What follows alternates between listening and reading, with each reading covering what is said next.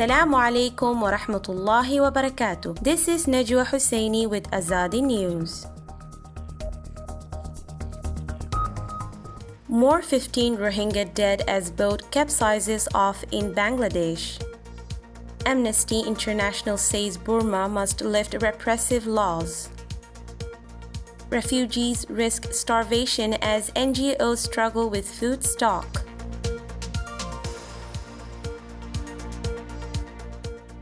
Another bunch of 15 Rohingya drowned and died on their perilous journey in search of safe haven on 7th April. The incident was reported by the Coast Guard Forces of Bangladesh. In the tragic incident, 77 Rohingya were rescued alive and another 40 seems to perish away in the deadly sea journey, quotes Hayat Ibn Siddiq, a media officer of Bangladesh Coast Guard. The boat drowned off at around 7 a.m. when the boat was hit by a big rock at the shores of St. Martin Island. The rescued Rohingya could not be further contacted back to know their current condition. Only 15 Rohingya bodies could be rescued, said Coast Guard Commander Naeemul Haq. A similar incident took place earlier in February, where more than 15 Rohingya were dead in the same deadly sea journey towards Malaysia. Earlier this month, on 5th April, a boat full of Rohingya with 202 were left stranded by a group of human traffickers at the shores of Langkawi, Malaysia. More than 1.3 million Rohingya are living an inhumane life in filthy apartheid refugee camps in Bangladesh, and the Rohingya there constantly struggles with one or the other daily needs after fleeing the genocidal campaign in their own homeland Arakan, Burma.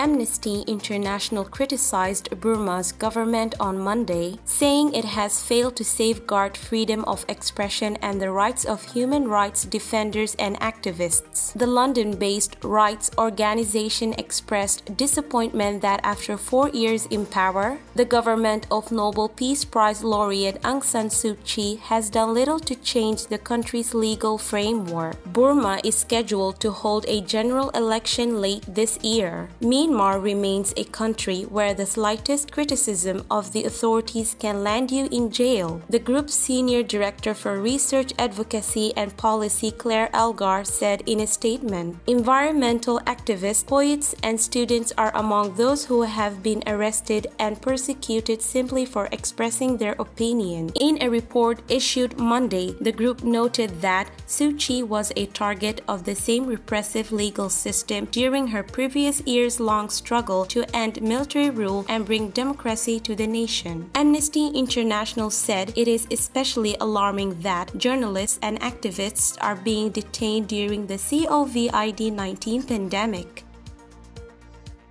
Thousands of Rohingya refugees in the city of Malaysia may be left to starve as the NGOs which had been helping them during the Movement Control Order (MCO) run out of food. Muhammad Sadiq Ali Hussein from Ampang, where some 600 refugee families reside, said at least 4 NGOs had run out of stock. Since the start of the MCO last month, he has been distributing food items donated by individuals to refugees in his area. He said many Rohingya were hesitant to get themselves screened for COVID-19 at government facilities, despite Putrajaya's assurance that their immigration status would not get them into trouble. He said many refugees told him they were still charged with registration fees for screening, which could range between RM20 and RM40 for UNHCR card holders and double that amount for those without documents. There are an estimated 200,000 documented refugees in Malaysia. Many of them carry travel documents issued by UNHCR, the United Nations High Commissioner for Refugees, but are not recognized as such by the government.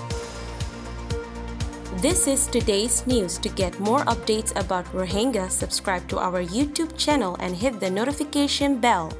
Visit our website azadinews.org and follow our social media accounts. Wassalamu alaikum wa rahmatullahi wa barakatuh.